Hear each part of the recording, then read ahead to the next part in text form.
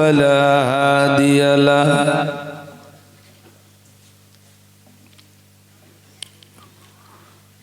ونشهد أن لا إله إلا الله وحده لا شريك له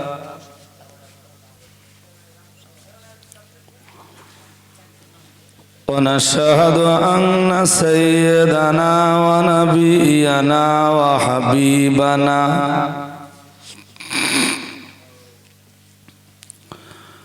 ومولانا محمدا صلى الله عليه وسلم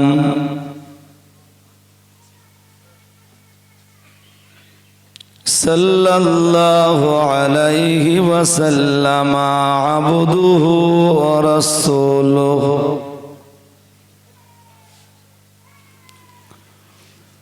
الذي أرسله بالحق بشيرا ونذيرا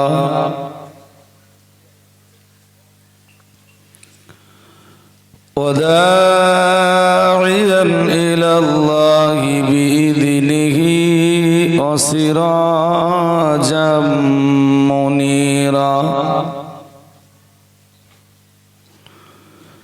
فأعوذ بالله من الشيطان الرجيم بسم الله الرحمن الرحيم إن الله وملائكته يصلون على النبي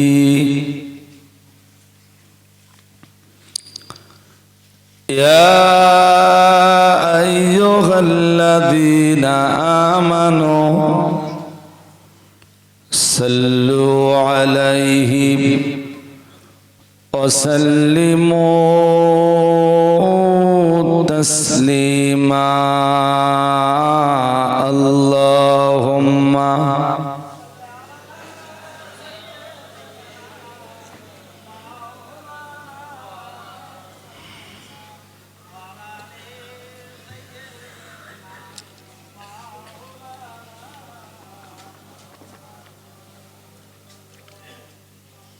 نحمده ونصلي على رسوله الكريم أما بعد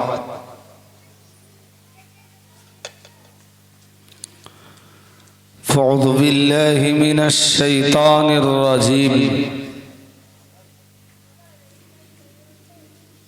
بسم الله الرحمن الرحيم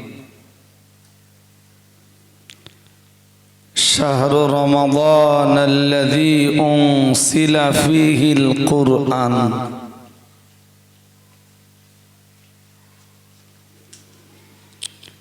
هدى للناس وبينات من الهدى والفرقان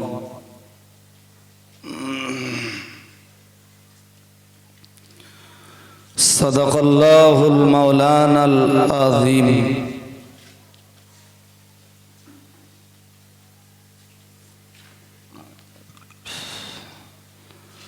وقال صلى الله عليه وسلم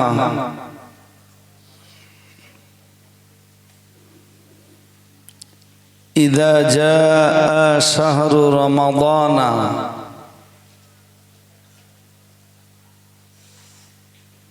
فتحت أبواب الرحمة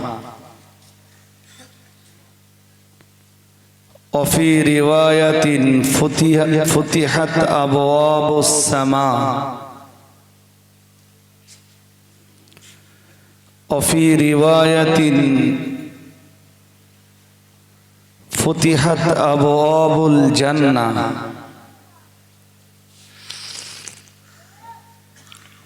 صدق الله صدق رسوله النبي الكريم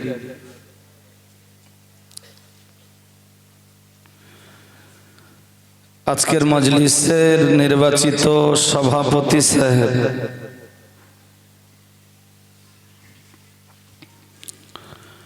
আমন্ত্রিত ওয়াইদিনে কেরাম, বিশেষত অল ইন্ডিয়া সুন্নাত ওয়াল জামাআতের মুর্শিদ মুফতি সাহেব হুজুর কিবলা বারাকাল্লাহু ফি হায়াতিহি ওয়া ইলমিহি ওয়া আমালিহি ওয়া বায়ানিহি ওয়া মাকানিহি ওয়া ফাদিলাতিহি।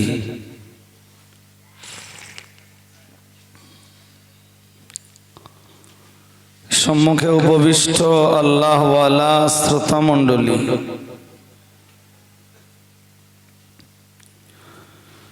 সম্মানিয়া পর্দানাসিনা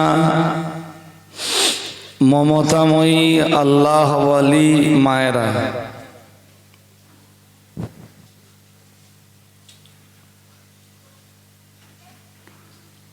রব্বুল ইজ্জাতের দরবারে শুকরিয়া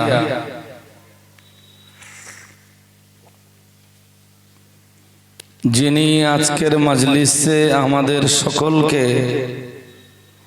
সমাবেত করেছেন। বলুন আলহামদুলিল্লাহ।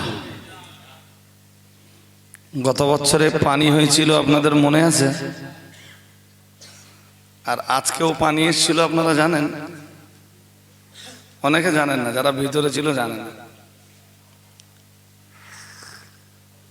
বেশ ভালোই পানির ফোঁটা পড়ছিল।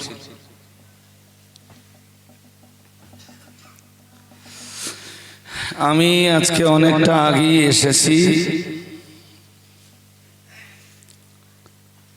যে রব্বুল ইজ্জাহ আমাদেরকে আজকের মজলিস পরিচালনায় সর্বতোভাবে সাহায্য করেছেন, আমরা সেই মাবুদের দরবারে শুকরিয়া জ্ঞাপন করব। সকলে বলুন আলহামদুলিল্লাহ। এতটা মানুষ, আওয়াজ খুব ভালো হয়নি। 10-15 মিনিটের ভিতরে কি শেষ করে দেবো না আধ ঘন্টা? তো 2 ঘন্টা চালাতে গেলে সেরকম আওয়াজ লাগবে তো। আর একটু মিলেমিশে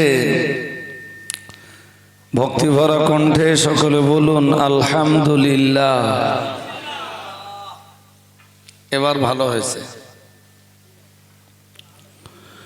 প্রিয় রাসূলের শানে আজকের মজলিস থেকে ভক্তিভরা কণ্ঠে আন্তরিকতার সাথে সকলে একবার সালাতের নজরানা প্রেরণ করি। সকলে পড়ি সাল্লাল্লাহু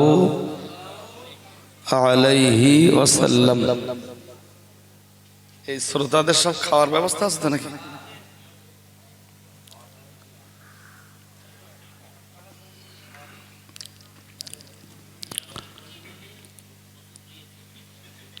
হামদ ও সালাতের পর ভাই মাঝখানটা একটুখানি এই যে গ্যাপটা আছে, গ্যাপটা একটু ভর্তি করে নিয়ে আপনাদের বসতে হবে। মজলিসটা যদি ভালো না দেখায় তো আমি একটুখানি এগিয়ে আসুন সামনের দিকে। জায়গা মাঝখানে পড়ে থাক, এই পিছনের দিকে পড়ে থাক, বাট মাঝখানটা আপনাদের ভর্তি করতে হবে। আজকে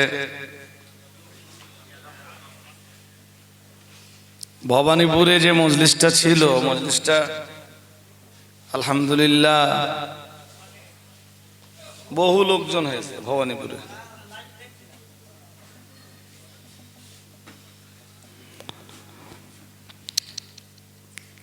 মুফতি সাহেব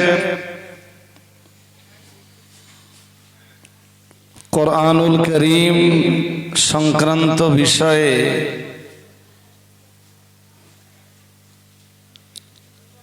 উক্ত কিতাব কেন্দ্রিক অত্যন্ত গুরুত্বপূর্ণ কিছু আলোচনা আপনাদেরকে শেয়ার করেছেন।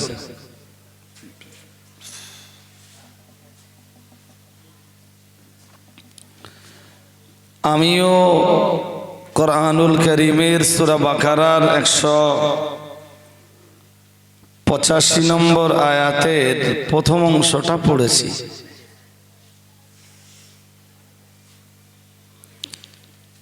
শুরু করি, আপনারা মনকেও বাইরে দেন না।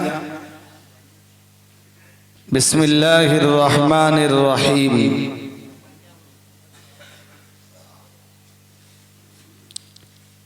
শাহরু রমাদান আল্লাযী উনসিলা ফীহিল কুরআন।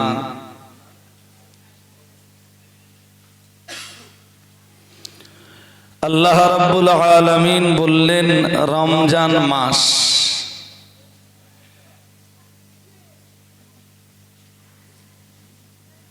কত বাকি? আর সপ্তাহখানিক। কত? কি বার থেকে রোজা? ক্যালেন্ডারটার কিছু পেয়েছেন সামনে?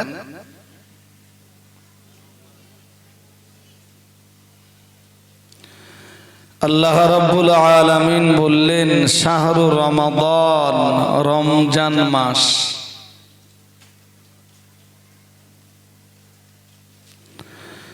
অনেকগুলি মাস তো আছে আরবিতে, 12টা।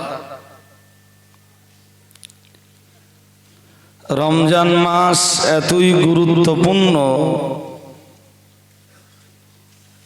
যে আল্লাহ রাব্বুল ইজ্জাহ রমজান মাসের নাম নিচ্ছেন সূরা বাকারার 185 নম্বর আয়াতে।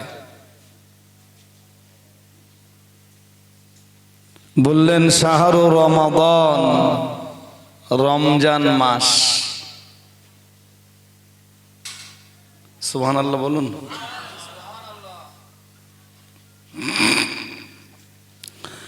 প্রশ্ন তো একটা থেকেই যায় যে এতগুলো মাস আছে,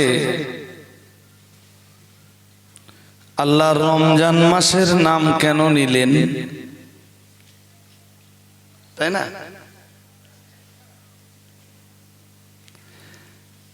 দেখেন, আরবি 12টা মাসের ভিতরে এই আয়াতটাতে রমজান মাসের নাম আল্লাহ কেন নিলেন, তার অনেকগুলি জবাবের প্রথম জবাব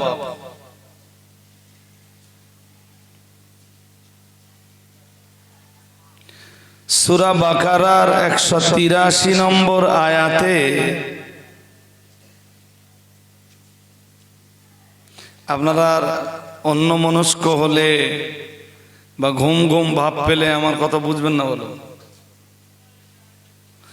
রমজান মাসের নাম আল্লাহ নিয়েছেন সূরা বাকারার 185 নম্বর আয়াতে, আর 183 নম্বর আয়াতে আল্লাহ রোজার বিধান দিচ্ছেন। কি বিধান? ইয়া আইয়ুহাল্লাযীনা আমানু কুতিবা আলাইকুমুস সিয়ামু কামা কুতিবা আলাল্লাযীনা মিন ক্বাবলিকুম লাআল্লাকুম তাত্তাকুন। সুবহানাল্লাহ।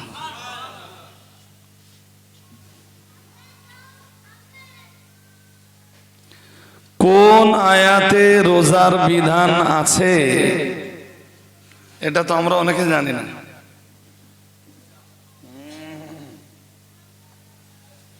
তা আজকে এই মজলিস থেকে একটু মুখস্থ করে নেন সূরা বাকারার 183 নম্বর আয়াত। ইয়া আইয়ুহাল্লাযীনা আমানু, হে দুনিয়ার ঈমানওয়ালা মানুষের দল, কুতিবা আলাইকুমুস সিয়াম, মহান আল্লাহ বললেন সিয়ামের বিধান, রোজা রাখবার বিধান। তোমাদের উপরে লিখিতভাবে আরোপ করা হয়েছে। রোজা রাখবার বিধানটা আল্লাহ আমাদের উপরে আরোপ করেছেন লিখিতভাবে।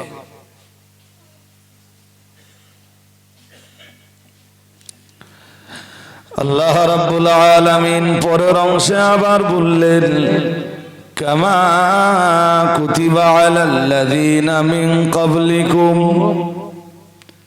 যেভাবে তোমাদের পূর্ববর্তীদের উপর রোজার বিধান আরোপ করা হয়েছিল, সেইভাবেই তোমাদের উপরেও রোজার বিধান আরোপ করা হয়েছে।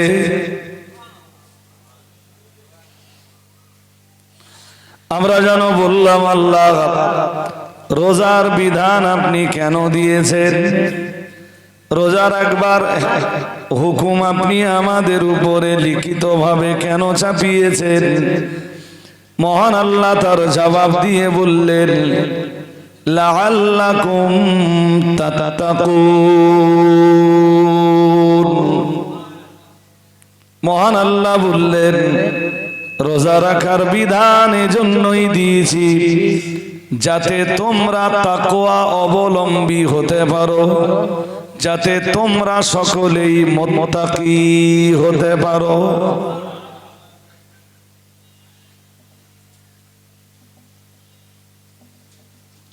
আচ্ছা, এই যে আয়াতটা শুনলেন, কোন মাসে আল্লাহ রোজার বিধান দিচ্ছেন এই আয়াতে খুঁজে পেয়েছেন?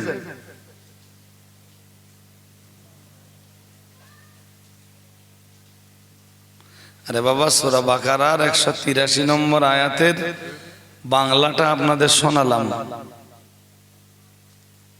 183 নম্বর আয়াতে কোন মাসে রোজার হুকুম এইটা খুঁজে পেয়েছেন?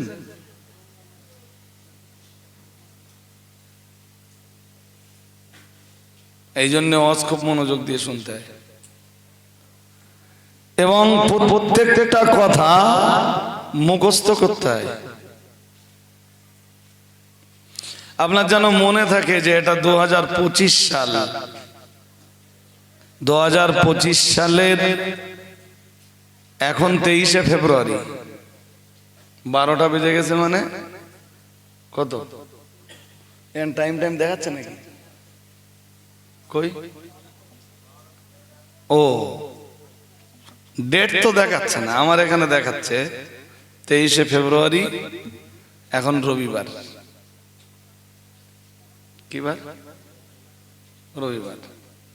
কাল রাত 12টা পর্যন্ত আবার রবিবার থাকবে, 23 তারিখ থাকবে। যেই 12টা 1 হবে বা 12টা পরিপূর্ণ হবে, সঙ্গে সঙ্গে পড়ে যাবে কি 24 তারিখ এবং সোমবার। আসলে ইংরেজি বলেন,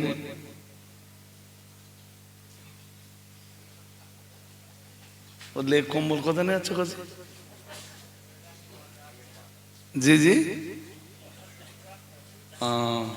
বাচ্চা কত টাকা নেয়? হ্যাঁ, আরে আমরা তো একদিন এরকম ছিলাম, কিন্তু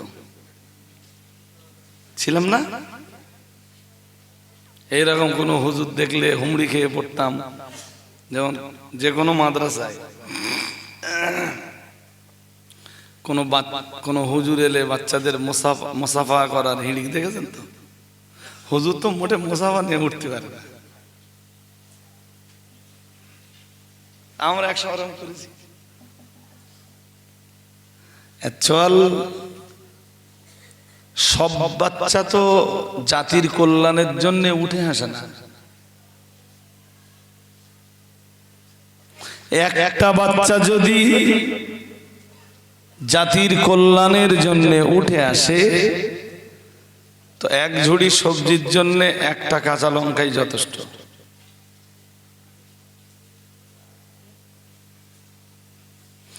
যেমন আপনারা দেখতে পাচ্ছেন না যে আমাদের মাত্র এই 3-4টে লোকের জন্য বহু মানুষের ঘুম উড়ে গেছে।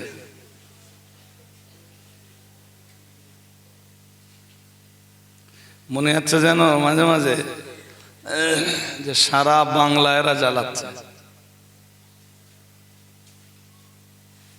কত হুজুরের ঘুম উঠে গেছে, কত পীরজাদার ঘুম উঠে গেছে।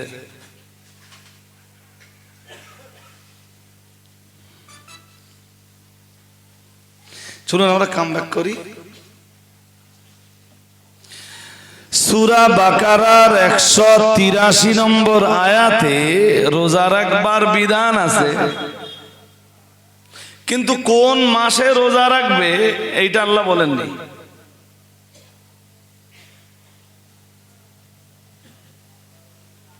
সূরা বাকারার 184 নম্বর আয়াতে রোজা রাখবার কিছু অন্য কিছু বিধিবিধান আছে রোজা সংক্রান্ত।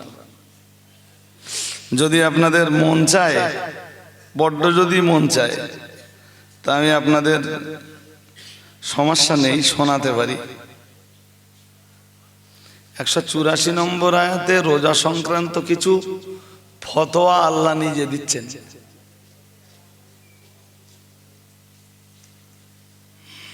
যদি আপনাদের ধৈর্য থাকে তা একটু অর্ধেক বলি আমি। তো আগে ওই অংশটা শেষ করে নেই। কামা কুতিবা আলাল্লাযীনা মিন ক্বাবলিকুম লাআল্লাকুম তাত্তাকুন। হে দুনিয়ার ঈমানওয়ালা মানুষের দল, তোমাদের উপরে রোজা ফরজ করে দেওয়া হয়েছে যেভাবে তোমাদের পূর্ববর্তীদের উপরে রোজা ফরজ করে দেওয়া হয়েছিল। আমরা যেন জিজ্ঞাসা করলাম, আল্লাহ রোজা আপনি ফরজ করে দিয়েছেন কেন?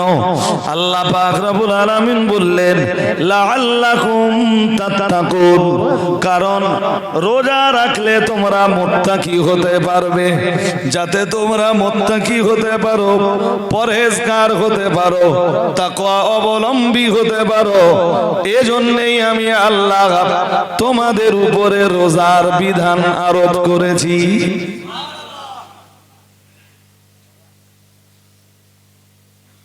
রোজার মাস এলে কিছু মানুষের আনন্দ হয়, আর কিছু মানুষের বলুন আমরা কোন দলে আছি, রাগ হওয়ার দলে না আনন্দ হওয়ার দলে? একটা রোজাও নষ্ট করব না ইনশাআল্লাহ, বলেন নি তো? সবাই আওয়াজ দিয়ে বলুন ইনশাআল্লাহ। একটা রোজাও আমরা নষ্ট করব না, নিয়ত থাকুক আমাদের।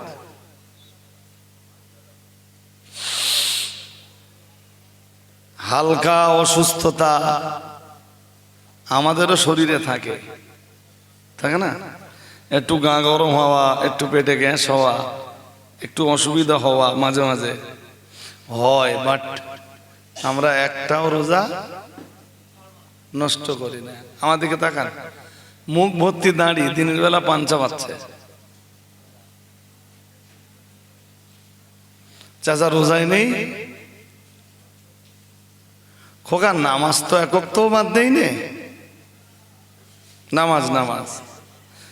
আমার একটু হার্টের প্রবলেম আছে, ওষুধ টষুধ খেতে হয়, এই জন্য রোজা রাখা হয় না। আরে চাচা প্রকাশ্যভাবে পাঞ্চি পাচ্ছেন, যদি ধরেই নেওয়া হয় যে একজন মানুষ অসুস্থ, চলুন আসবে 184 নম্বর আয়াতে আসবে। তার আগে আমরা একটু ওইটা জেনে নেব যে রোজার সাথে তাকওয়ার সম্পর্ক কি। আল্লাহ বললেন যাতে তোমরা মুত্তাকি হতে পারো, যাতে তোমরা তাকওয়া অবলম্বী হতে পারো, এই জন্য রোজার বিধান আরোপ করেছি। কেন বললেন এইটা?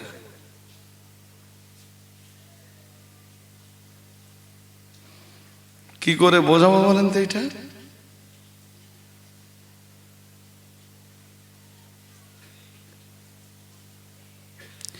বুনিয়াল ইসলামু আলা খামসিন শাহাদাতু আল্লা ইলাহা ইল্লাল্লাহ ওয়া তুকিমুস সালাতা শাহাদাতু আল্লা ইলাহা ইল্লাল্লাহ ওয়া ইকামুস সালাতি ওয়া ইতাউস যাকাতি ওয়া সাওমু রমাদানা ওয়াল হজ আও কামা ক্বালা আলাইহিস সালাম।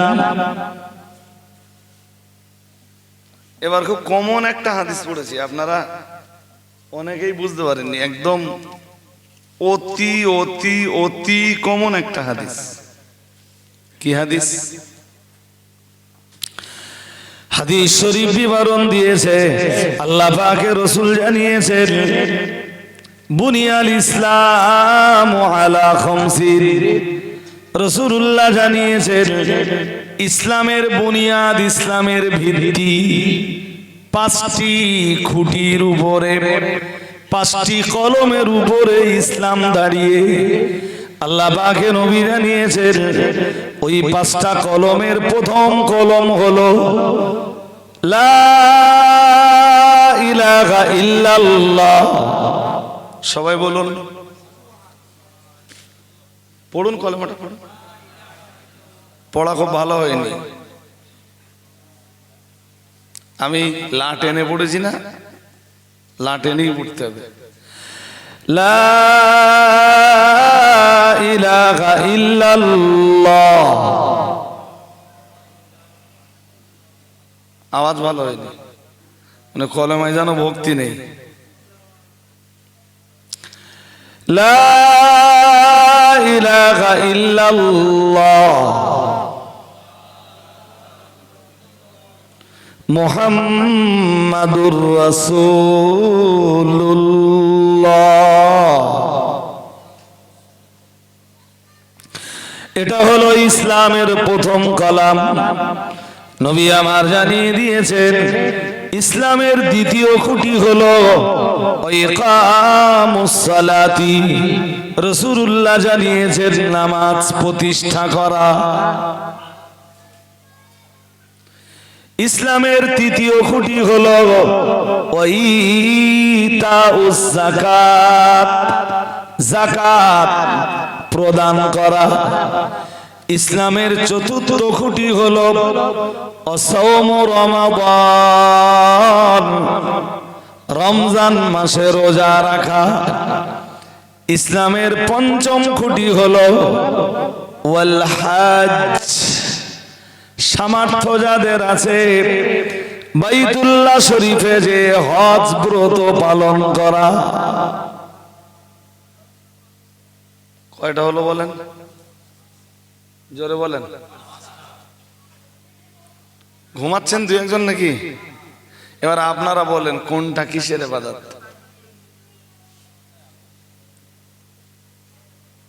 সবটাই রাইট।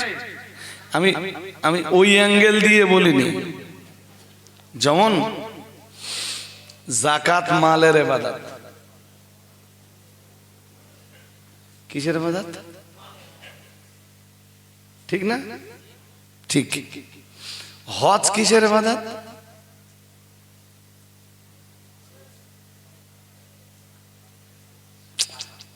আরে বাবা, তা আমি ফরজ, যাদের সামর্থ্য আছে তাদের ফরজ তো আমি জানি।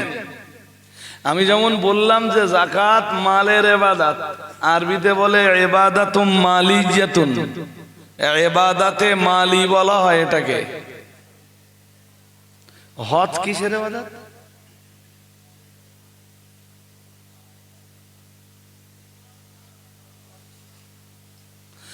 হজ এমন একটা ইবাদত যে ইবাদতের সঙ্গে একদিকে জড়িয়ে রয়েছে বান্দার মাল। দক্ষিণ দেবীপুরের যে কোনো মানুষ চাইলেই হজে যেতে পারবে না। পারবে? আরে জোরে বলুন, পারবে না। পশ্চিমবঙ্গের কোটা সম্ভবত 17,000।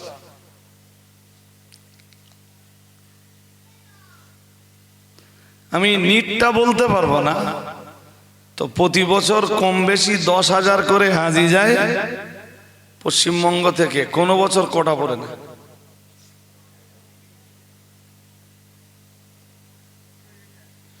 অন্য অন্য রাজ্যের যা কোটা, গুজরাটে যান, ওদের যা কোটা, আপনি যদি মনে করেন যে আমি গুজরাট থেকে হজে যাব, হ্যাঁ, তো আপনি দরখাস্ত করার পরে, হজের অ্যাপ্লাই করার পরে লটারি হবে। লটারিতে নাম এলে আপনি 25 সালে যেতে পারবেন, নইলে পরের বছর আবার অ্যাপ্লাই করতে হবে।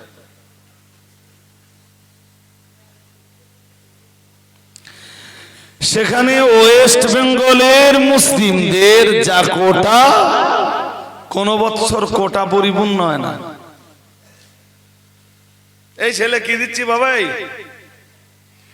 এখান থেকে দেখ,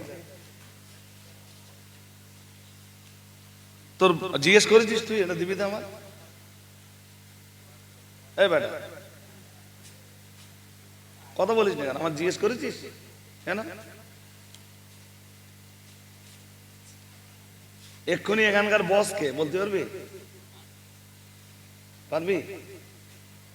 তাহলে এখন যা, চল, আমি যখন রাখবো তখন আসবে।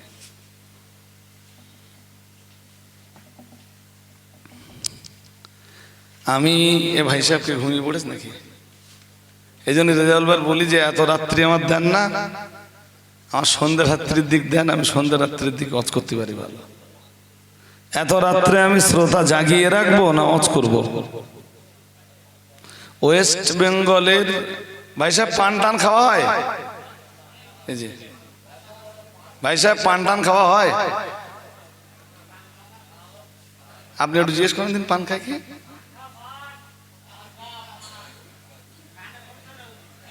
আল্লাহ ভালো করুক, বলুন আমিন, বলুন সবাই আমিন। কি বলছিলাম, ওয়েস্ট বেঙ্গলের কোটা কোনোবার পরিপূর্ণ হয় না। তবে ওয়েস্ট বেঙ্গলের বহু মানুষ আছে, বহু গ্রাম খুঁজলে পাওয়া যাবে, আপনাদের দক্ষিণ দেবীপুর গ্রামেও খুঁজলে পাওয়া যাবে, হজের শক্তি আছে অথচ যায় না। আছে না নেই? জোর করে বলে না। একটা মজার কথা শোনেন, আমি 2013 সালে হজের নিয়ত যখন করি তখন হজ ফরজ হয়নি আমার উপরে। কিছু টাকা আছে, ধরে নেন অর্ধেকটা, তাই আমি বললাম নিয়তটা করে ফেলি, টাকা জমা দিতে দিতে বাকি টাকা হয়ে যাবে না, আর তখন এমনি ফরজ হয়ে যাবে। তখন আমি 1 কাঠা জমিও কিনিনি, আর আকাশচুম্বী গগনভেদী ঘর বাড়িও করিনি।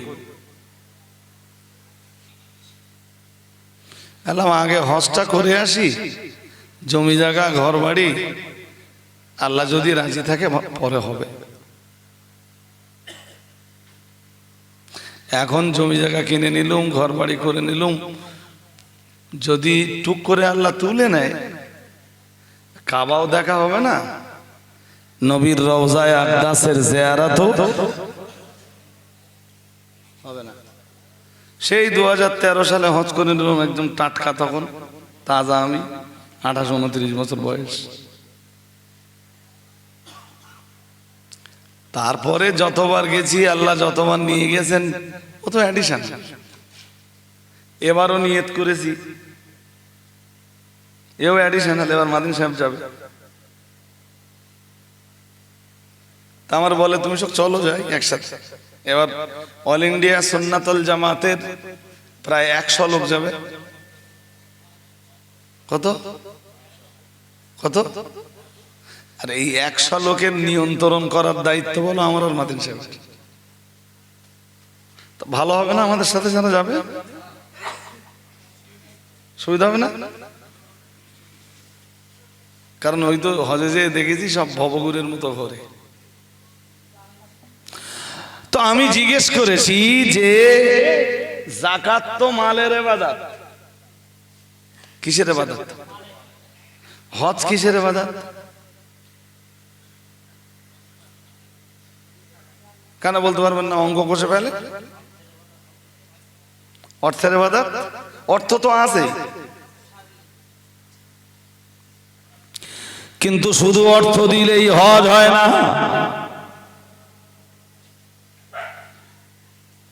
ধরুন আপনাদের দক্ষিণ দেবীপুরের একজন মানুষের বিপুল টাকা রয়েছে, 5 লাখ টাকা তিনি বার করে দিলেন, কিন্তু তিনি তার দেহটা দেবেন না।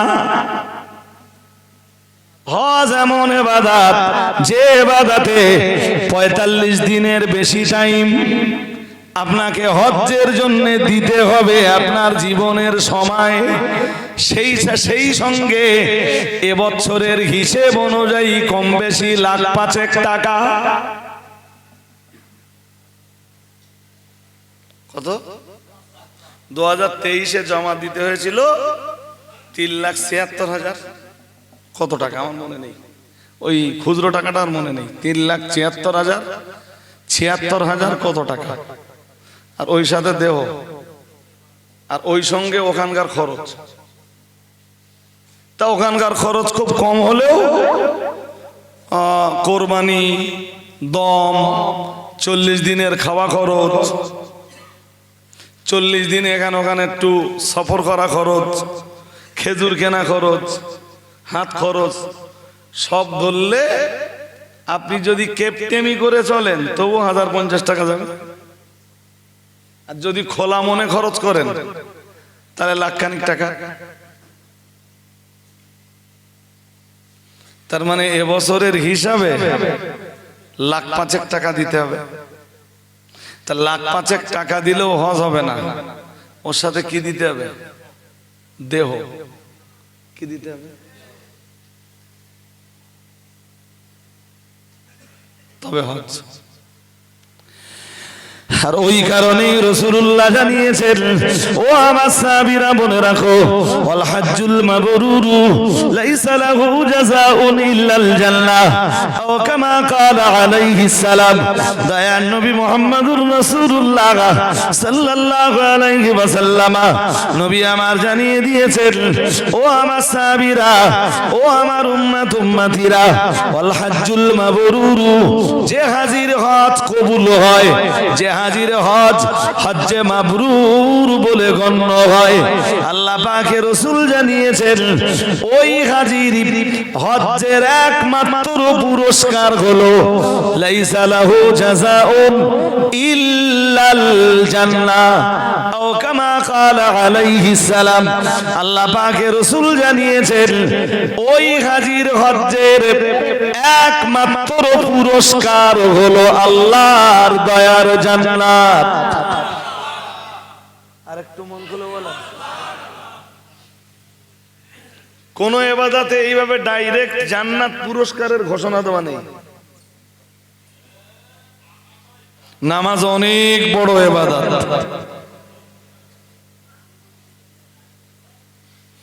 কিন্তু নামাজের বিনিময়ে ডাইরেক্ট জান্নাতের ঘোষণা আমার জানা নেই।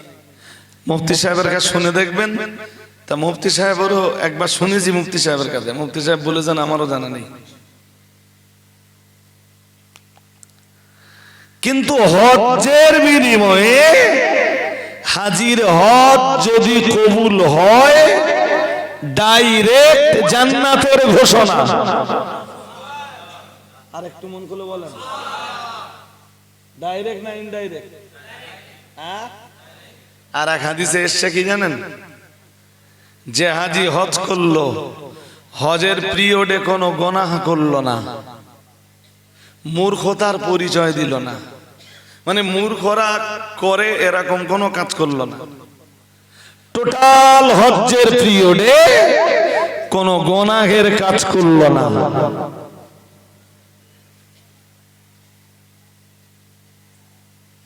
আল্লাহ পাকের রাসূল জানিয়েছেন, আল্লাহ পাকের হাবিব জানিয়েছেন, ও আমার সাহাবীরা, ও উম্মতিরা মনে রাখো, আমি মুহাম্মদুর রাসূলুল্লাহ সাল্লাল্লাহু আলাইহি ওয়াসাল্লাম বলছি, রাজাকা ইয়াউমিল ওয়ালাদাতুহু উম্মুহু, আও কামা ক্বালা আলাইহিস সালাম।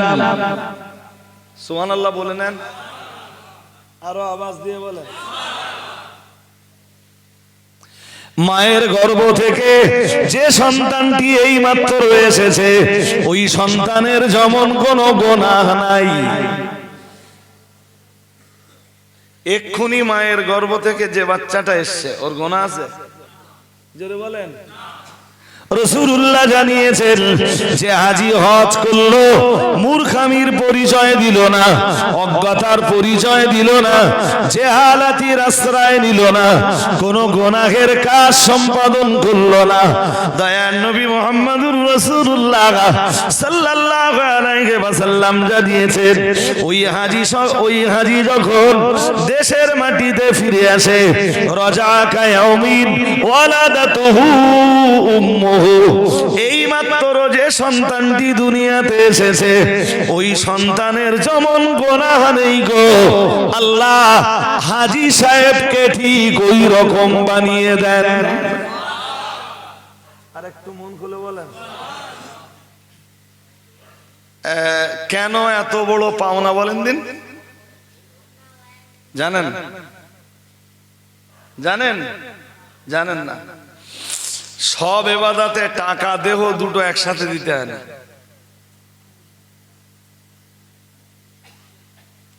আপনি যাকাত দিলেন, কি দিলেন? দেহ দিলেন না মাল দিলেন? জোর করে বলেন। হজ করতে গেলেন, দেহ দিতে হবে তাই না, মরবার আশঙ্কাটাও। 23 সালে যে পরিমাণ হাজি মরেছে, আর হজের দিন মানে আরাফাতের দিন যে পরিমাণ হাজির সানস্ট্রোক হয়েছে, আমার সেসব চিত্র তো এখনো মনে পড়ে।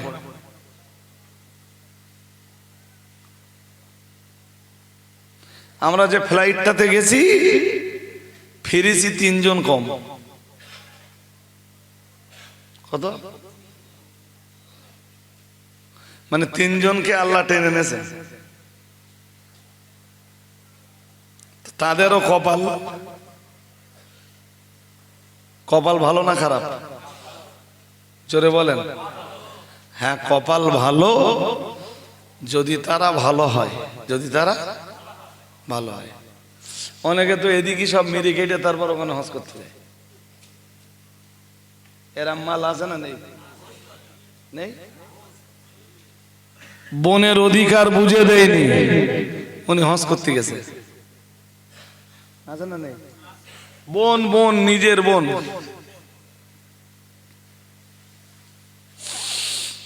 লোকের মেরে কেটে ওইটারে আড়াল করার জন্য মক্কায় গেছে।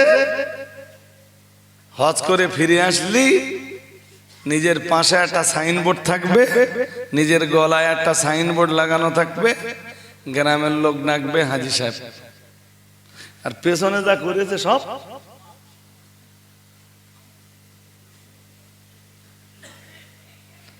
এই কথা বুঝতেছেন নাকি? হ্যাঁ, আমার হজ নিয়ে আলোচনা নয় বলো আজকে। যাকাত কিসের ইবাদত? মালের ইবাদত। হজ কিসের ইবাদত? এ ভাই সাহেব ঘুমিয়ে পড়েছ নাকি? দেখেন দেখেন, ভাই সাহেব কি ঘুমিয়ে পড়তেছ? না, আমি তো খুব যন্ত্রণায় পড়ে গেলুম রেজাউল ভাই। আরে আমি 2-1টা জলসায় ফজরের নামাজ পড়ে উঠি। মেদিনীপুরের ওই রাধামণি টোলের পরে একটা দাউদি গেছি একবার, কোলাঘাট থেকে মামে নেমে 20 কিলোমিটার যাবার পরে, আনুমানিক বলছি, আনুমানিক 20 কিলোমিটার যাবার পরে রাধামণি টোল পেরিয়ে আরো ডাইনে চলে গেছি 10 কিলোমিটার। আমার টাইম কখন জানেন? ফজরের পরে। কখন? হ্যাঁ, হুজুর উঠবে ফজরের পরে। আর এই কদিন আগে একটা জলসা করলুম, ও মৌখালি, আমি ছাড়লুম তখন 3টে ছুঁই বললো এখন একজন উঠবে, সে উঠে ফজর পর্যন্ত চালাবে। আর এদিকে ডাল আলু গোস্ত রান্না হচ্ছে। তা সে লোক 3টে উঠবে মানে নামবে কটায়? 2 ঘন্টা ধরেন, 5টা মানে ফজরে রক্ত হয়ে যাবে। তাহলে হুজুর ফজরের পরে আর একটা বক্তা আছে, সেই লোক উঠে কালেকশন করবে। তাহলে লোক এই যে রান্না বান্না খাবে কখন? আমার কি বলতে জানেন? বলে হুজুর খাওয়াবো ঠিক সকাল 8টায়।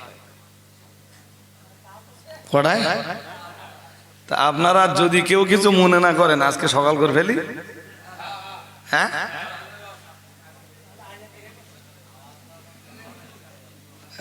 তো কাশেম ভাই নাকি? কাশেম ভাই যদি ঘুমোয়, তো আমি আর কোন জায়গায় বাস করবো? হ্যাঁ,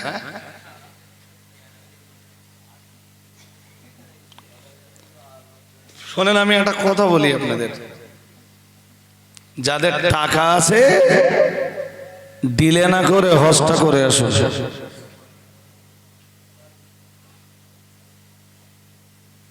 একটা ভালো পরামর্শ দিচ্ছি আপনার।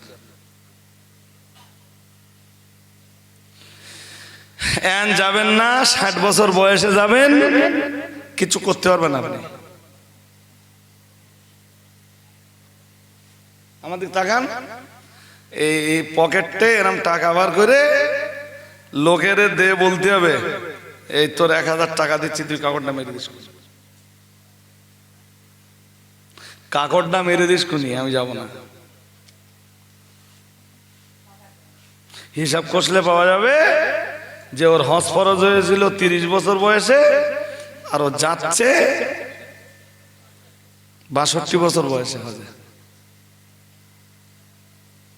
কোনো কথা নেই, একদম তাজা থাকতে থাকতে হজে যেতে হবে। হজের কাজ বুড়োদের জন্য না। বুড়ো কারা যায় জানেন? আমি বলে দেবো। অন্য দেশ থেকে বুড়ো যে আসে না তা না, আসে, তবে অন্য দেশে বুড়োর সংখ্যা কম। সবচেয়ে বেশি বুড়ো যায় ভারত, পাকিস্তান আর বাংলাদেশ থেকে। কোন কোন দেশ?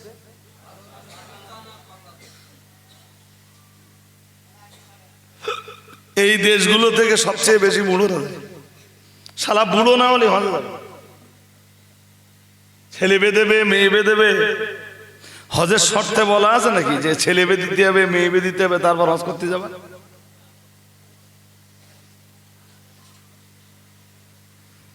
যদি হজের সামর্থ্য হয়ে থাকে। আরে ও ওসব ভাবতেছে না। ও কি ভাবতেছে জানেন? ও ভাবতেছে এখন হজে গেলে দাঁড়িয়ে রাখতে হবে। ও ভাবতেছে এখন হজে গেলে এসে পার নামাজ পড়তে হবে।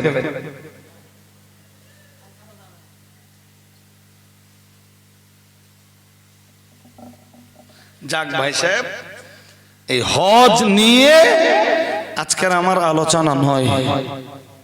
আমার আলোচনা কি নিয়ে জানেন? যাকাত হলো মালের ইবাদত।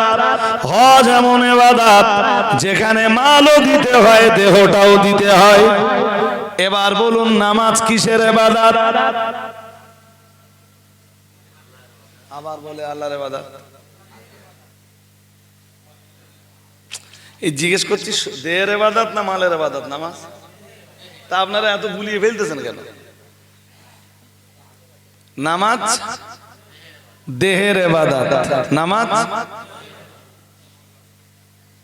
আরে বাবা, আখিরাতের ইবাদত তো বুঝলাম, এটা ইবাদতে মালি না ইবাদতে বাদানি? ইবাদতে বাদানি, ইবাদতে।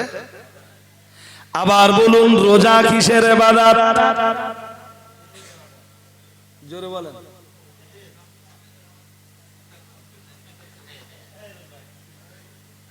না না, ও লোক তো কথা বলেছে, ঠিক বলুক ভুল বলুক তো কথা বলেছে, আলহামদুলিল্লাহ। নামাজ যেমন ইবাদতে বাদানি, সম সিয়াম রোজাও তেমন ইবাদতে বাদানি, দেহের ইবাদত। কিসের ইবাদত? এবার বলেন দিন, কালমা কিসের ইবাদত? ইসলামের প্রথম, ইসলামের পঞ্চখুঁটি। কত খুঁটি? জোর করে বলেন। পঞ্চখুঁটি, 5টা খুঁটি। 5টা খুঁটির 5 নম্বর খুঁটি হজ। আমি উল্টো দিকতে আসছি এবার।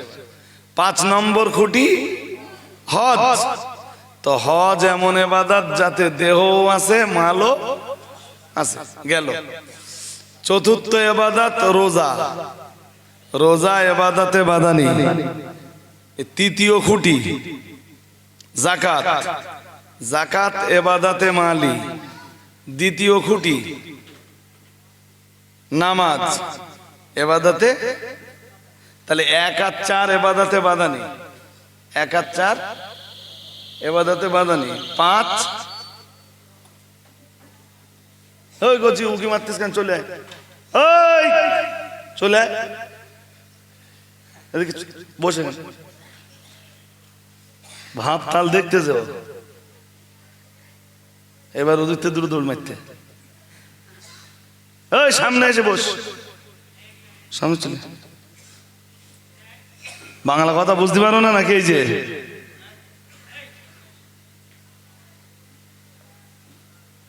আজ যে কটা দেখতো সে কটা দৌড় মেরে যাক ছাড়ে।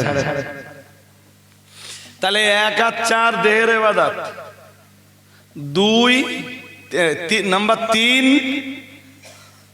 না, আপনারাও কিছু বলতেছেন না। 2 আর 4 দেহের ইবাদত, 3 মালের ইবাদত, 5 ওই হাদিস যারা মনোযোগ দিয়ে শোনেননি তারা এই 1 আর 4 2 5 এগুলো ভালো বুঝবেন না। আর একবার শোনেন না হাদিসটা।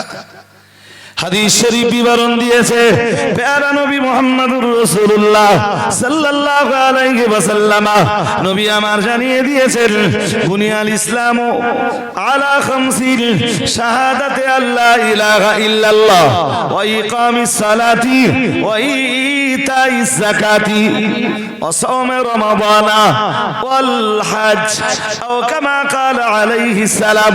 দয়ার নবী মুহাম্মদুর রাসূলুল্লাহ সাল্লাল্লাহু আলাইহি ওয়াসাল্লাম নবী আমার জানিয়ে দিয়েছেন ইসলাম দাঁড়িয়ে আছে 5টি স্তম্ভ, 5টা কালাম, 5টা খুঁটির উপরে।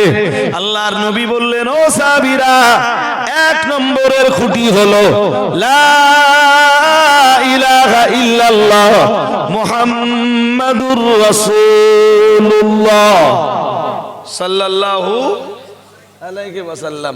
2 নম্বর খুঁটি হলো নামাজ প্রতিষ্ঠা, তৃতীয় খুঁটি হলো যাকাত দেওয়া, চতুর্থ খুঁটি হলো রমজানের রোজা ব্রত পালন করা, পঞ্চম খুঁটি হলো সামর্থ্য থাকলে হজ ব্রত পালন করা।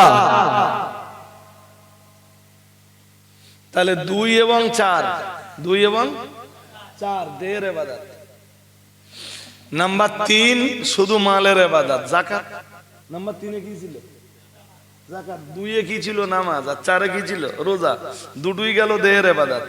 3 নম্বরটা মালের ইবাদত, 4 নম্বর 5 নম্বরটা মাল এবং দেহ দুটোই দিতে হবে। এই তো এবার ভালো বুঝতে পারতেছেন। এবার বলেন 1 নম্বরটা কিসের ইবাদত?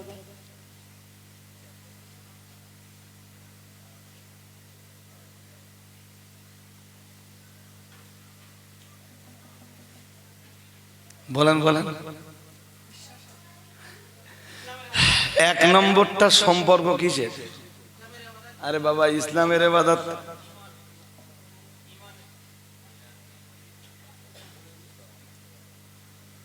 নামাজের সম্পর্ক দেহের সাথে, রোজার সম্পর্ক দেহের সাথে, যাকাতের সম্পর্ক মালের সাথে, হজের সম্পর্ক একদিকে মালের সাথে আর একদিকে দেহের সাথে। ঠিক না বেটি? ঠিক তো? কালেমার সম্পর্ক কলবের সাথে, ঈদের সাথে। জোরে বলুন। হ্যাঁ, লা ইলাহা ইল্লাল্লাহ যদি আপনার কালবে না থাকে, যদি আপনার জবান শুধু বলে লা ইলাহা ইল্লাল্লাহ, আপনি মুমিন নন। আমার কথা কি শুনছেন? তাহলে কলেমার সম্পর্ক কিসের সাথে? কালবের সাথে, কালবের সাথে। ইসলামের যে 5টা খুঁটি, একটা খুঁটির সম্পর্ক কলবের সাথে। যাকাত নামের খুঁটি, বাহ। তাহলে মালের সাথে সম্পর্কিত যেটা ওই রকম এবাদাতের কথা রাসূল 5টার ভিতরে একটা বলেছেন। হ্যাঁ না বলেন। কালবের সাথে যা সম্পর্ক নবী একটা বলেছেন। বুঝতে অসুবিধা হচ্ছে নাকি? কালবের সাথে সম্পর্কিত বিষয় নবী কটা বলেছেন? 5টার ভিতরে একটা। মালের সাথে সম্পর্কিত এরকম বিষয় রাসূল বলেছেন একটা। তাহলে 1 + 1 হয়ে গেল 2। কত হলো? টাকা এবং মাল, দেহ এবং মাল উভয়ের সাথে সম্পর্কিত যে ইবাদত, ওই রকম ইবাদতের কথাও নবী একটা বলেছেন। হ্যাঁ না বলে না? তাহলে ছিল 2, 2 আর 1 কত হয়েছে? 3। এবার বলেন যে ইবাদতের সম্পর্ক শুধু দেহের সাথে, ওই ইবাদত 5টার ভিতরে 2টা কেন? বুঝতে পারেননি? ওরা ঢুকে যাক, সবাই একটু গেজাগেজির মতো হয়ে গেছে।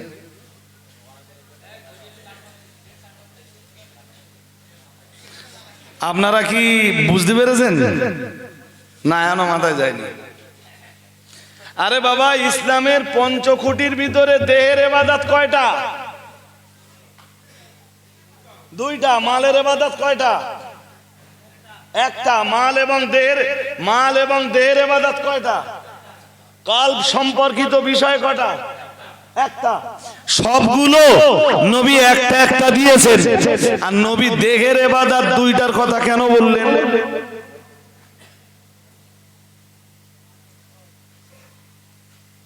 এই প্রশ্নের জবাব আপনারা তার রেডি করুন, আর আমি সালামটা পড়ে একটু এগিয়ে নিচ্ছি। আর উঠে দাঁড়ান। ইয়া নবী সালাম,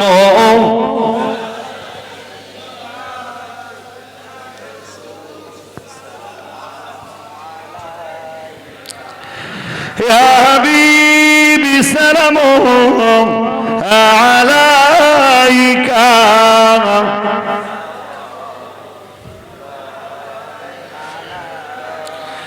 আমরা যে আপনার দিওয়ানা, আপনি যে মোদের ঠিকানা, কবে যাব আবার মদিনা? পাঠালাম সালামের নজরানা, ইয়া নবী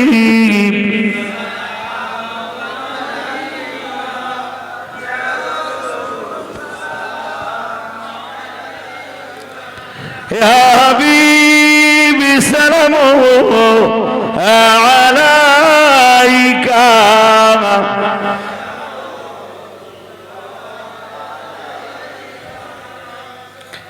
লো সালাম প্রাণীর পাগাম্বার, আমাদের কাদা ওনার লোডকে জীবন নেশাবার, দেখিব রওজা আপনার, ইয়া নবী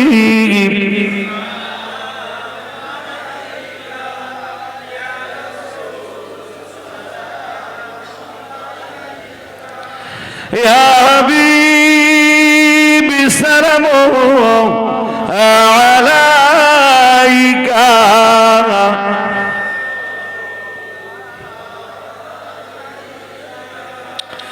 লহগো হাজার ও সালাম,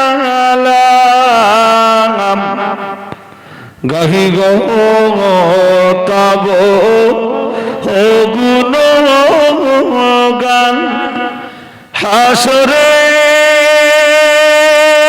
বিচার অধীনে, ভুলো না পাপী উম্মাতের, ইয়া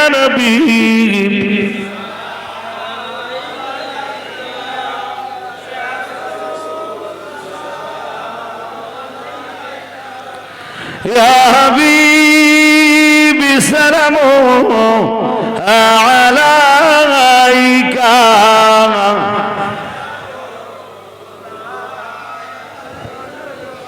ইয়া রাব্বি সাল্লিম সাল্লিম দাইমান আবাদ على نبيك خير الخلق كلهم بجر ربي मेरू दरूद सलाम बरगज़िद नबी पर अपने मुदाम بلغ العلا بكماله كشف الدجى بجماله حسنت جميع خصاله صلوا عليه وآله اللهم صل على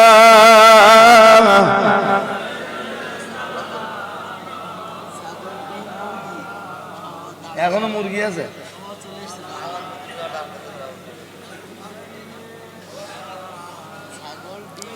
হাজরিনে মজলিস আলহামদুলিল্লাহ আলহামদুলিল্লাহ আলহামদুলিল্লাহ হামদান কাসীরান তাইয়িবান মুবারাকান ফীহি ভাই আওয়াজ হলে হবে না ভাই সাহেব আওয়াজ একটুখানি বাকি আছে না না শেষ হয়ে গেছে একটুখানি বাকি আছে যে পাঁচটার ভিতরে যেদিকে গেলাম সব জায়গায় দেখলাম এক এক এক রাইট রাইট তো দেহের ইবাদত জোরে বলেন দুইটা দেহের ইবাদত কয়টা কেন বলে ফেলুন এবার দেখেন একটা মালের ইবাদত দিয়ে একটা মালের ইবাদতের কথা উল্লেখ করে রাসূল যত ইবাদতে মালি আছে সব ওর ভিতরে ঢুকিয়ে দিয়েছেন যেমন আমরা ফিতরা দেই কোরবানি করি সব ওর ভিতরে ঢুকে গেছে বোঝা গেল হজে আমরা মালও দেই দেহও দেই মালও দেই ওই রকম আর এক ইবাদতের নাম জিহাদ কি নাম জোরে বলুন জিহাদে মালও দিতে হবে বলেন বলেন ডিম তো মধ্য মধ্য ডিম তো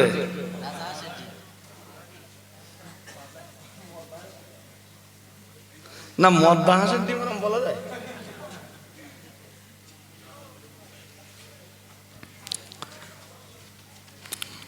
দেহের ইবাদত দুইটা কেন এর জবাবটা শুনে নেন প্রত্যেকটা মানুষের দেহে আল্লাহ দুই রকম শক্তি দিয়েছেন কয় রকম সবার দেহে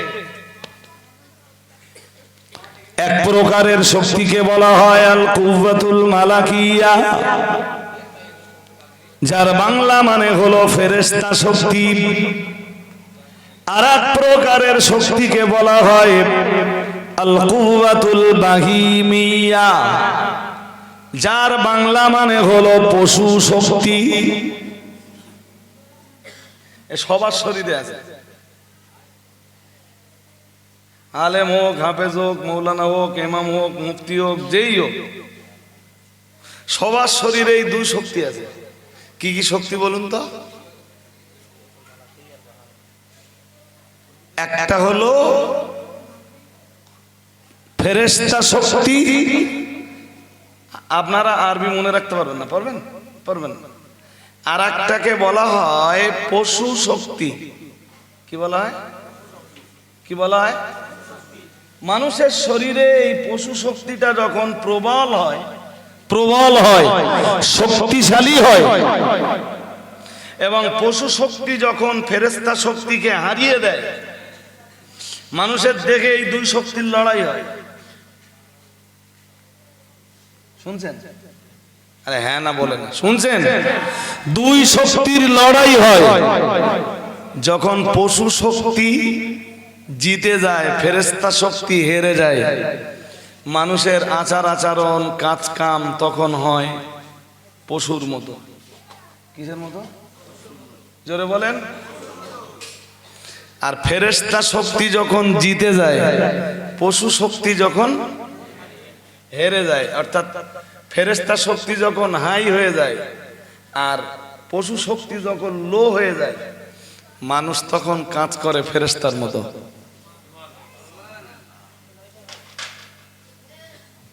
কিন্তু শরীরে তো দুটো শক্তিই আছে।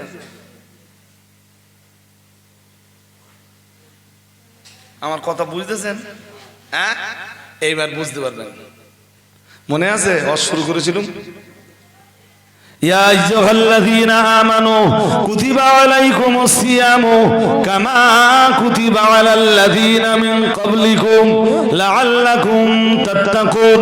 মহান আল্লাহ জানিয়েছেন, হে দুনিয়ার ঈমানওয়ালা মানুষের দল, কুতিবা আলাইকুমুস সিয়ামু, তোমাদের উপরে রোজা ফরজ করে দেওয়া হয়েছে, কামা কুতিবা আলাল্লাযীনা মিন ক্বাবলিকুম, তোমাদের পূর্ববর্তীদের উপরে যেভাবে রোজা ফরজ করে দেওয়া হয়েছিল ওই একই কায়দায় রোজা তোমাদের উপরেও ফরজ করে দেওয়া হয়েছে। আমরা যেন জিজ্ঞাসা করলাম, আল্লাহ রোজা আপনি ফরজ করে দিয়েছেন কেন? মহান আল্লাহ বললেন, তোমরা যাতে মুত্তাকি বান্দা বান্দীতে পরিণত হতে পারো, তোমরা যাতে তাকওয়া অবলম্বনকারিনী বান্দা বান্দীতে পরিণত হতে পারো, এজন্যই আমি আল্লাহ রোজা তোমাদের জন্য ফরজ করে দিয়েছি। এবার রোজার সাথে তাকওয়ার কি সম্পর্ক বুঝিয়ে দেওয়াটা আমার জন্য বোধহয় সহজ হবে। ও মুসলমান বাবাজিরা, গভীরভাবে বুঝবার ব্যাপার। এ পর্যন্ত আপনারা বুঝেই ফেলেছেন, প্রত্যেকটা মানুষের দেহে দুই রকম শক্তি আছে, একটা ফেরেশতা শক্তি আর এক শক্তির নাম পশু শক্তি।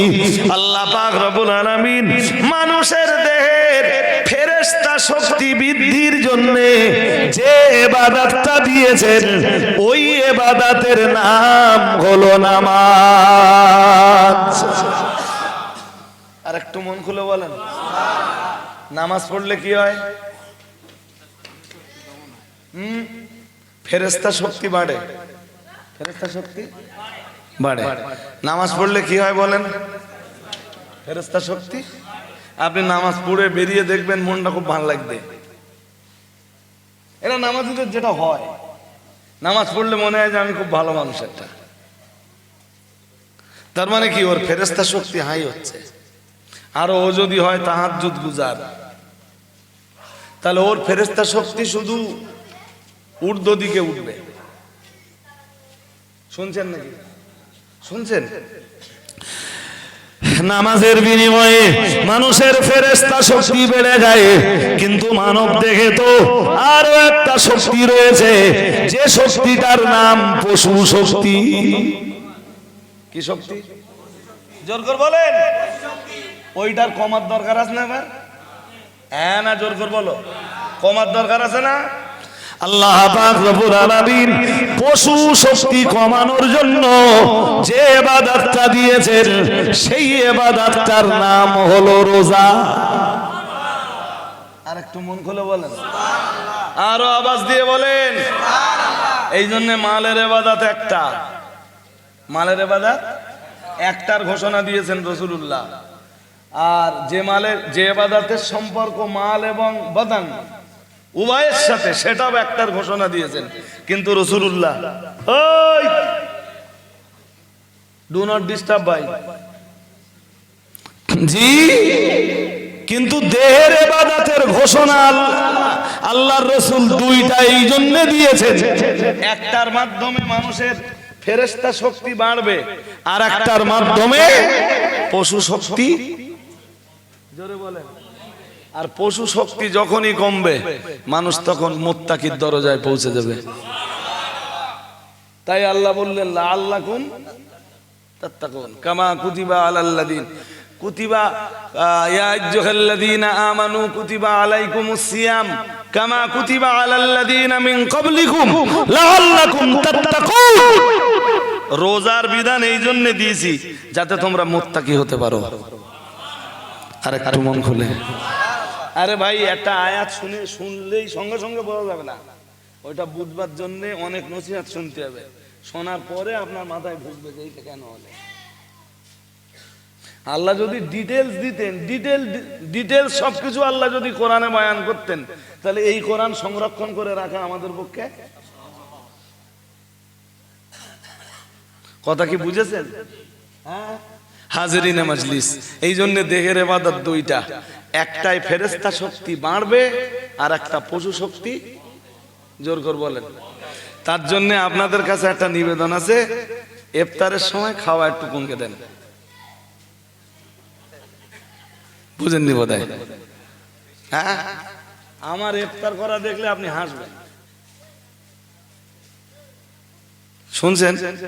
এমনি তো কালেকশনে যাই যখন, অধিকাংশ দিন ইফতার করি শুধু পানি দেয়, শুধু ওই রাস্তায় বা পথে যেখানে সুযোগ হয় সেখানে ইফতার করে নেই, পথে যেখানে নামাজের কন্ডিশন হয় সেখানে সালাতটা আদায় করে নেই। আর যেদিন বাড়ি ইফতার করি কি খাই জানেন? শুনবেন, এই অর্ধেকটা, এই একটা খেজুর আর ওই গোনাগাতা হয়তো 25-30টা ছোলা। শুনছেন না? শুনছেন? 25-30টা ছোলা আর পানি তো আছে, পানি তো লাগবেই সারাদিন পরে। আর ওর সাথে কি জানেন, হয়তো একটা চপের অর্ধেকটা, ওই করে একটা পান গালে দেয়, একটা পান খেয়ে নিয়ে তারপর মাগরিবের নামাজ পড়ি।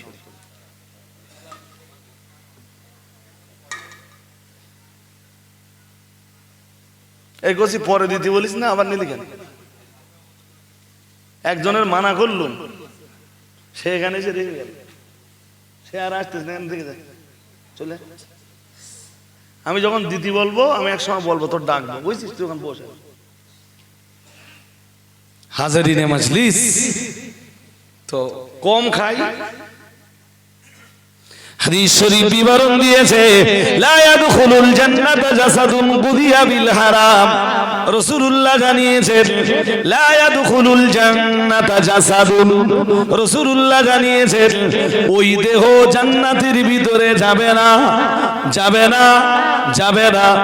গুদিয়া বিল হারাম, যে দেহকে হারাম মাল দিয়ে বানানো হয়েছে, হারাম খাবার দিয়ে যে দেহ তৈরি করা হয়েছে, রাসূলুল্লাহ জানিয়েছেন ওই দেহ আল্লাহর দয়ার জান্নাতে যাবে না। সারা মাস রোজা রাখার পরে যদি অন্তত কিছু কমে না যান, তাহলে আপনার বলো মনে মনে ভাবা উচিত যে লাইন মনে হয় ভালো না, লাইন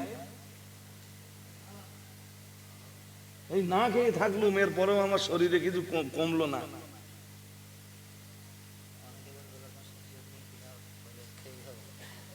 না না, এসে এই বিষয়টা তো আপনাকে বুঝতে হবে। আপনি ব্যাপক পরিমাণ খেলেন মানে জাস্ট খাবার টাইমটা পরিবর্তন হলো, টাইম টেবিলটা পরিবর্তন হলো, আর অন্য মাসের চেয়ে আপনি খাবারে আরো আরো বেশি খেয়ে ফেললেন। রোজার অ্যাকচুয়াল যে হিকমত, সেই হিকমতটা যদি বাস্তবায়ন না হয়, তাহলে রোজা রাখার উদ্দেশ্য।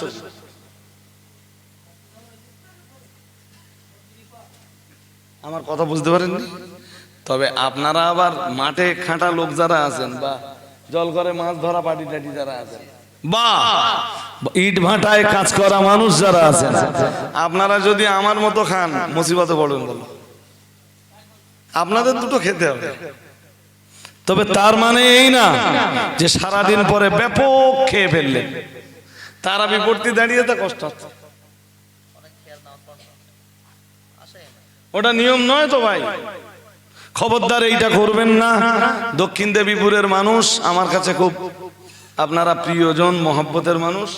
আমি আপনাদের খুব মহব্বত করি, যেমন আপনারা আমাকে স্নেহ করেন, ভালোবাসেন। হ্যাঁ, আমি আপনাদেরকেও খুব মহব্বত করি, এটা জানবেন। এই কারণেই আপনাদের কাছে দাবি, এই ইবাদতটা এত কষ্ট করে করতেছেন, বিকেলবেলা 3টে মাছ দিবারই নিয়ে মেসওয়াক নিয়ে বেরিয়ে পড়েছে, ঘষাঘষি ডলাডলি শুরু করতেছে। আপনি জানেন মুখের যে দুর্গন্ধটা আপনার ভিতরে তৈরি হচ্ছে, রাসূলুল্লাহ বলেছেন এইটা মেশকম্বরের চাইতে আল্লাহর কাছে প্রিয়। আর একটু মন খুলে, রোজাদারের মুখের ঘ্রাণ মেশকম্বরের চাইতে আল্লাহর কাছে আরো পবিত্র এবং প্রিয়। সুবহানাল্লাহ বলুন, আরো আওয়াজ দিয়ে বলুন। আপনি মেসওয়াক নিয়ে খচাখচি করিয়ে ওটা নষ্ট করতেছেন কেন?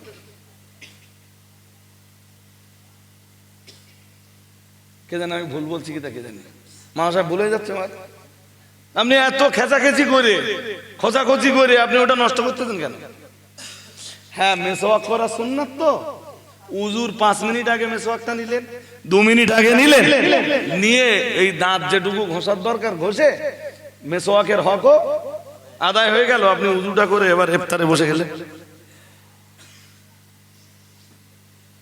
ঘষতে ঘষতে গেছে পেজির দোকানে, পেজির দোকানে যে বলছে পেজি কত, লোকজনও বুঝতে পারতেছে লোক রোজা আছে আজকে।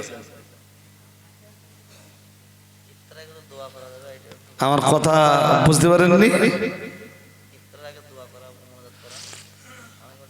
কেউ প্রশ্ন করেছে? ঝামেলা কে করে? কোন আলে? এখন আসবে, তাহলে ধরে আনতে হবে। হ্যাঁ না বলবেন তো, ওইটাই তো বললাম, সেই আলে সেই মৌলানা এখন আসবে। ওই মাওলানাকে বলবেন যে রজব আলী সাহেব যে কোনো দিন আসবে, কবে বসবেন এই নিয়ে একদিন বসাবসি হয়ে যাক, পুরো উত্তর দিনাজপুরের লোকজন সব থাক, এরকম 2 কর্নারে 2টো মাইক দেওয়া হোক, ঠিক কিনা বলবেন? হ্যাঁ, হাজারিনা মাজলিস অজ লম্বা আমি আর করব না। এবারে বলেন যে রোজার মাধ্যমে তাকওয়া কিভাবে সম্ভব হয়? এইটার উত্তর না দিয়ে তো আমার নেমে যাওয়া খারাপ হবে। প্রথম কথা, বেলা 3টে বাজে, ইট ভাটাতে রোজা অবস্থায় ইট ভাটায় গেছে কাজ করতে, 1:30 পর্যন্ত কাজ করে 3টের দিক মারিয়েছে। খিদে লাগবে তো? আরে হ্যাঁ না বলে না, লাগবে না লাগবে না। বাড়ি খাবার আছে, আপনি খেতে পারবেন? কেন পারবেন না? কার খুশির জন্য বাড়ির এই হালাল খাবার আপনি ত্যাগ করতেছেন? জোর করে বলেন। বাড়ি হালাল খাবার আছে তো, আপনি খাচ্ছেন না কার খুশির জন্য? আল্লাহর খুশির জন্য। তো আল্লাহর খুশির জন্য বাড়ির হালাল খাবার যদি আপনি ত্যাগ করতে পারেন, সেই আল্লাহর খুশির জন্য আপনি সুদের টাকা, ঘুষের টাকা, লটারির টাকাটা বাকি 11 মাস কেন বন্ধ করতে পারবেন না?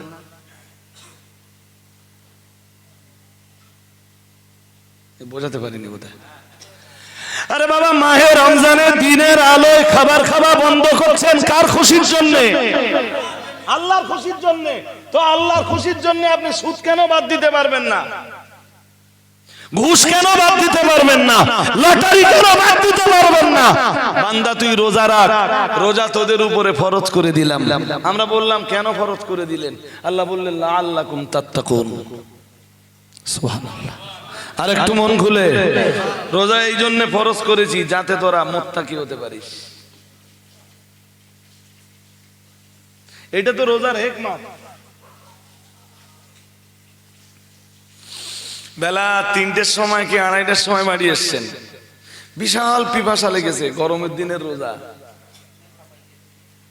গরমের দিনের রোজা, বিরাট পিপাসা লেগেছে। ফ্রিজে ঠান্ডা পানি আছে,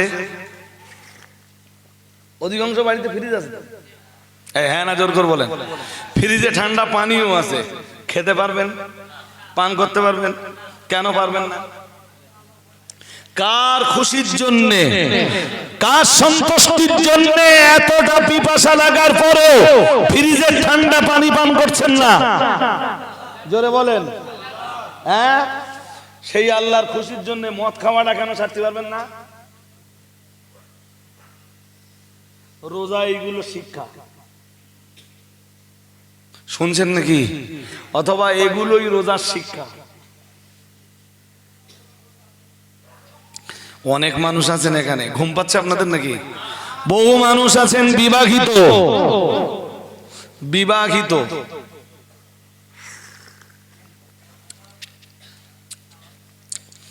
কাম উত্তেজনা যদি প্রবল হয়, ধরুন কোন ছেলে নতুন নতুন বিয়ে করেছে, রোজাও আছে দিনের বেলা,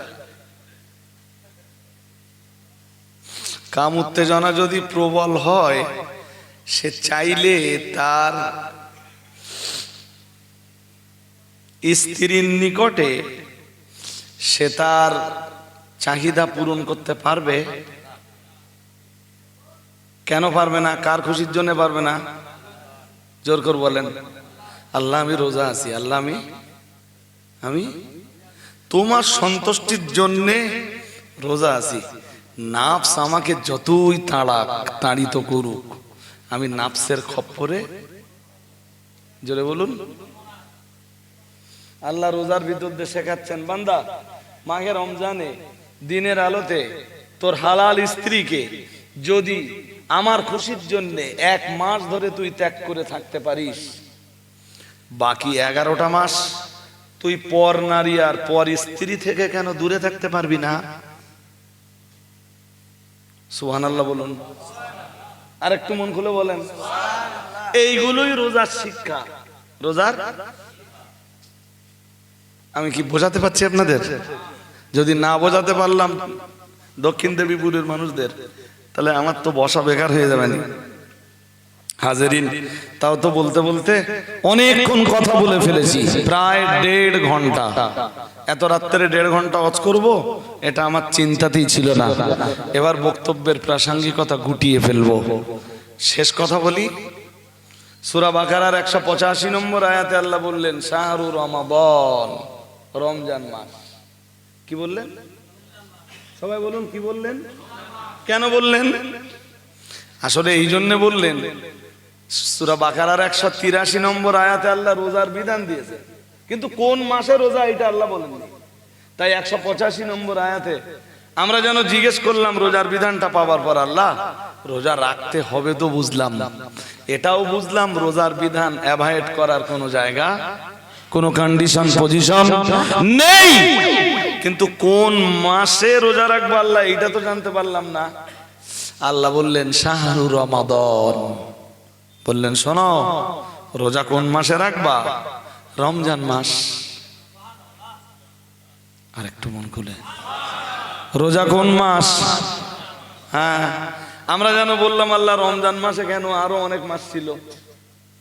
আল্লাহ জবাব দিলেন, বলেন আল্লাযী উনজিলা ফীহিল কুরআন, বললেন রমজান মাসটা এজন্য রোজা রাখার জন্য নির্ধারণ করেছি, কারণ এই রমজানেই তো আমি আল্লাহ কোরআনুল কারীম নাযিল করেছি। আর একটু মন খুলে, আল্লাহ কোরআন নাযিল করেছেন রমজান মাসে। কোন মাসে? আরে কোরআন বলে না, তৌরাত, জবুর, ইনজিল সব, तमाम আসমানি কিতাব সব আল্লাহ মাহে রমজানে নাযিল করেছেন। আর একটু মন খুলে বলেন, তোর মধ্যে শ্রেষ্ঠ কিতাব কোনটা? আল কোরআন। এই জন্য কোরআনের কথাটাই আল্লাহ উল্লেখ করতেছেন, শাহরু রমাদান আল্লাযী উনজিলা ফীহিল কুরআন। সুবহানাল্লাহ। আর একটু আরো আওয়াজ দিয়ে বলুন, আল্লাহ কোরআন আপনি মাহে রমজানে নাযিল করেছেন বলেই মাহে রমজানের এত গুরুত্ব কেন? আল্লাহ বললেন কেন জানো? আল্লাযী উনজিলা ফীহিল কুরআন হুদাল লিন্নাস। কোরআনের ব্যাপারটাই তো তোমরা জানো না। কোরআন হলো तमाम পৃথিবীবাসীর পথ নির্দেশিকা, तमाम পৃথিবীর মানুষকে কোরআন জান্নাতের রাস্তা দেখায়। আর একটু মন খুলে বলুন,